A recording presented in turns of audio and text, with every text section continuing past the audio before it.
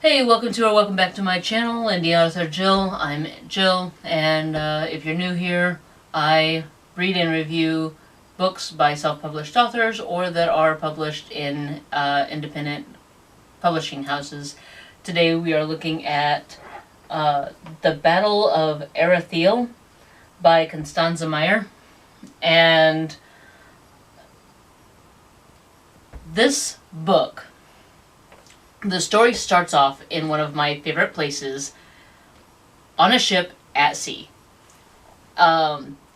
If you've seen some of my other videos, you know that some of my favorite has been Storm Captain and Sworn to the Sea. I like the pirate adventures, I like the seafaring adventures, whatever. Unfortunately, the story doesn't stay at sea, which is a little disappointing, especially when the title is. This is the first of the book, and this is called "The Battle of Erathiel Across the Enchanted Sea." And the Erathiel are a people. They are elves, and they had a kingdom where they lived in prosperity and they lived in peace, and there were elves, humans, dwarves, and they all lived pretty peacefully, and they were the dwarves and elves were pretty self-reliant. The humans were more dependent on them than they were on anyone else, than the elves and dwarves were on anybody else. But then the bad guy, I can never remember his name.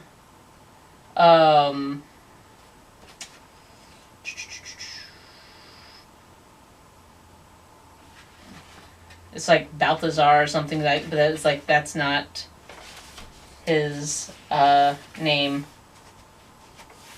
But King Thinidiel, he and his queen took care of their people, and why can I not? I should have marked where the oh, there it is. Bragglethar. So Bragglethar is the bad guy, and he has taken over the kingdom. He waged war with the kingdom, and they fought back, trying to protect their kingdom, and it just kind of got too much. And so the king, the elves and the dwarves and the humans all kind of, where they didn't have to depend on each other as much, all of a sudden became unified together in the single cause to get rid of Bragglethar. And so they left. Eventually they had to flee, and everybody that was good followed King Thinidiel and jumped on one of his 3 ships that they took out. And so we start off at sea in we're on one of the king's ships. Now the king is on one ship, and then there's 2 other ships, but we're on one of the other 2 ships that is being captained by his daughter, and she is a very capable captain, and she has a moment where she's got this intuition, and she has learned that if she doesn't listen to her intuition, bad things happen. And her intuition tells her that the guard that is assigned to her needs to get off of this ship. And she doesn't know why, but she knows that he has to get off. So she tells him, go, and she sees that her father's ship, the ship her father is on, is in trouble. So she tells him, go get on my father's ship and take the 2 dwarves with you, and get to my father's ship. And he's like hesitant, and she's like, that is an order. And he doesn't know why he's being sent away, but he also knows not to question her orders, because he knows that if she's giving an order, there's a reason behind it. So he grabs the two dwarves, and they run and jump aboard the ship, and they are able to save her father's ship because he was in trouble. The sails were going all kind of cattywampus and everything. They're able to get the sails set and basically save the ship. And all of a sudden, the ship that they had just left suddenly gets swept away and lost into the mist. And they have no idea what happens to it. But then the other ship, the third ship, is completely destroyed in the storm. And then the king's ship makes it through the storm and hits a sandy beach where there's basically it's a desert that they come across. Now, because there is elves and dwarves, you can assume that there is going to be magic on this in this story as well, and there is.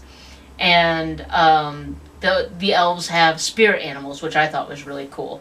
I like that aspect a lot. One of them, the one prince, has a spirit animal that's a wolf. Another one, the father, has a hawk.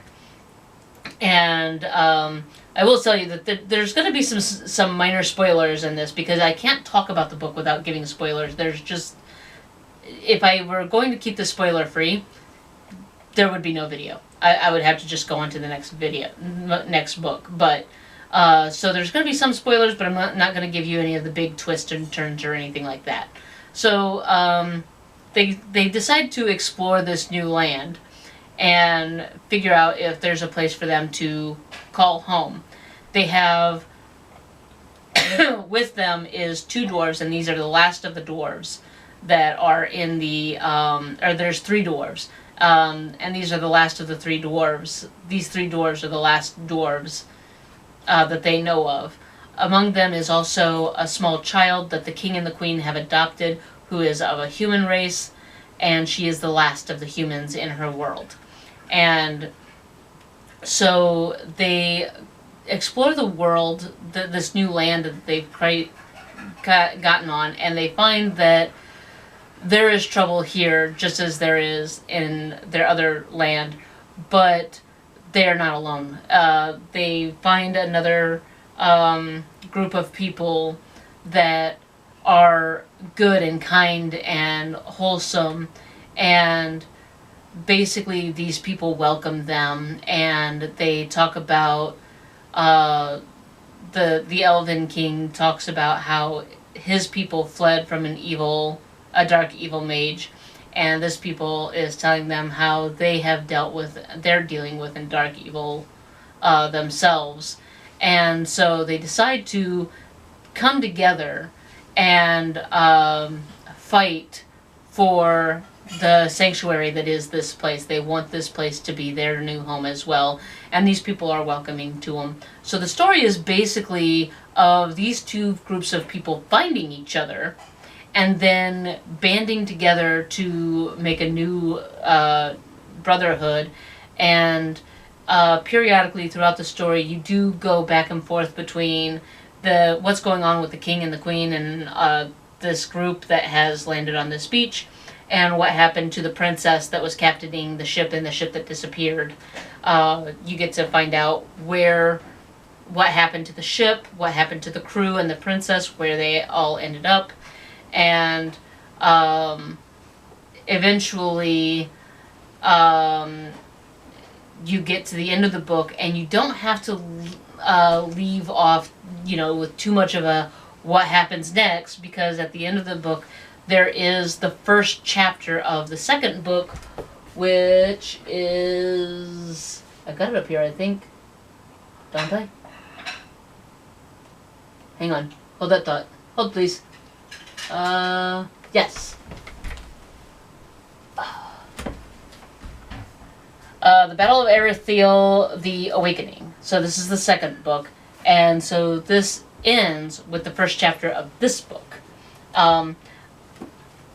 Very easy read. The first one has a picture of the king on the front, and the second has a picture of the daughter.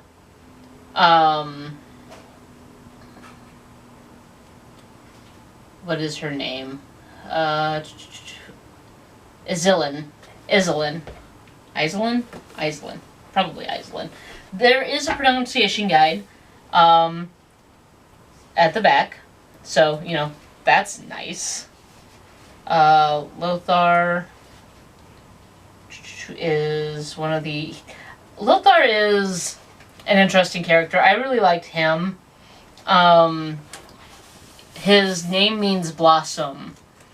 And he's half elf, half dwarf. And he does a lot to try and keep to kind of honor both sides of his heritage. But elves don't really need a lot of sleep, where dwarves need less sleep than humans, but more sleep than the elves do. So when they're traveling and they're trekking and everything, he tries very hard to not let the fatigue of his dwarfish nature take over, because he doesn't want to hold anybody up and doesn't want to be a burden. He has a interesting brotherhood with an elf named Turian.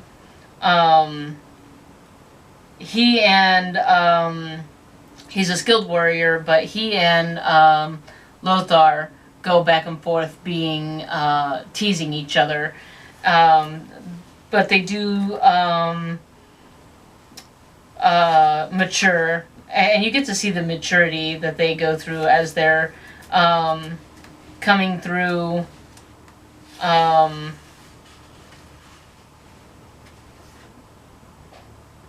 of that. I'm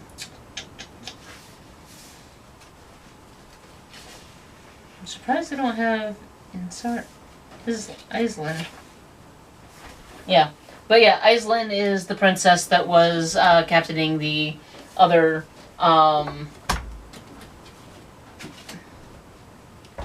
ship. And so you're mostly in this one, mostly focusing on King Thinidiel and his people, with just a few snapshots of Iselin and what she's going through. But then in this one, you get more of Islin's story, I'm assuming. I haven't gotten to this one yet. I will. But I am assuming that since she's on the cover, you get more of the king in this one, and he's on the cover, so I assume that the same is true with this. If you're seeing the daughter on the cover, then you're going to see more of her in the next book. I will leave a link to both of these books in the description below. Like I said, there is a lot of magic, and how the magic system is explained. It's explained well enough that, like, the entire story is done well enough that there's very few questions that you have. You're not sitting there going, wait, plot hole. But like in the first chapter, when you're talking about the storm, you're going through the storm and everything, you get the impression that they are at sea, and they are at sea for a reason. And you're not really worried about why they're at sea, because the way the narrator is telling the story is basically telling you, we will get to that in a minute, but right now we are in the middle of a storm and we need to deal with this first. Once we are safe, we will get into why they were at sea in the first place and what's going on. Okay? And she tells you that without actually telling you that, but you get that feeling of... you get that feeling as a reader of trust that, okay, we're in the middle of a storm, we're going to deal with this. After this, we will find out why we're at sea and where we're going and what we're doing, and then it's, and as promised, you do get that promise fulfilled when you get to the deserted beach, and they are talking. Then everything's kind of calmed down. Okay, everybody's safe. Everybody's okay. These are the people that we have. Everybody who's here have survived the voyage, and have survived the war and the voyage across the sea. And now we can kind of process everything we've been through and what we've been through, why we've been through it, and why we're here and how we got here. And I love when the people are looking around and it's just desert. There's no bushes, there's no trees, there's nothing. It's sand. Just sand. And everybody's looking around, they're like, not complaining. Glad we're off the ocean because we were starting to get seasick and everything, but there's nothing here. How do we build a new home when there's nothing here? We'd literally be having to build with nothing. How do we make something out of nothing? And the king and the queen are sitting there, and the queen tells them, guys, it's not the first time we've ever had to build something from nothing. And I love this kind of call to hope that she has, because it's I think a lot of us, especially those of us on the southern coast who have went through Hurricane Helene, and others who have gone through natural disasters, you know, there's a moment where you feel like, okay, we've lost everything, we have nothing, where do we go now? And you do eventually get that feeling of, okay, it looks bad, not gonna lie, but it's not the first time that good things and wonderful things have come out of rubble and destruction. We can do this.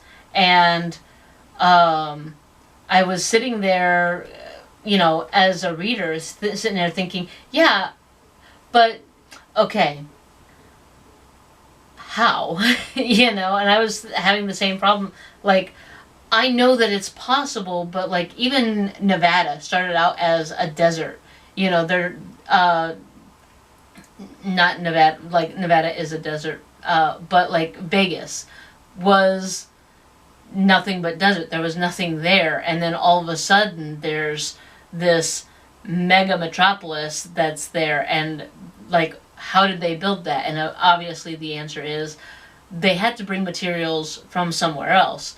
And so basically that's what they end up feeling like, okay, you know what, maybe we're not going to build our home right here on the coast. Let's venture inland. There's some mountains. Surely there's something. And like I said, again, they do find something, and they do find a way to build a home. They find a people that's already there, that's willing to show them how to live in this world and how to live in this land and how to make a life here. So, I like I said, I like the feeling of hope that every time something bad happens and every time there's some darkness, there's always a light that counters it, and there's always the queen especially. She has a staff that has light in it, and she is very much living up to this kind of character description of her, of always being the light of her people. So, I'm going to leave it there, because anything more would be mega spoilers, and I'm not going to get into mega spoilers because I think that it would take away from the enjoyment of the book, because there's so much in this world that you get to discover, and how the magic system works, and how the difference between pulling magic from yourself and pulling magic from the land, and how that works. And then not only that, but all the different creatures that you meet, and all the different races and people, and the lore and world building that goes into this. So I'm going to leave it there for now. But like I said, I will leave the description, a link for both books in the description. I don't know if there's a third book or not. If there is, I'll leave a link for that too. But whatever books in this series are available, I will leave links to. And of course, as always, I will leave a link to one of my books if you are interested. But again, the focus is usually, as usual, is on Constanza Meyer books. And I will leave it there. And until next time, see you. Bye.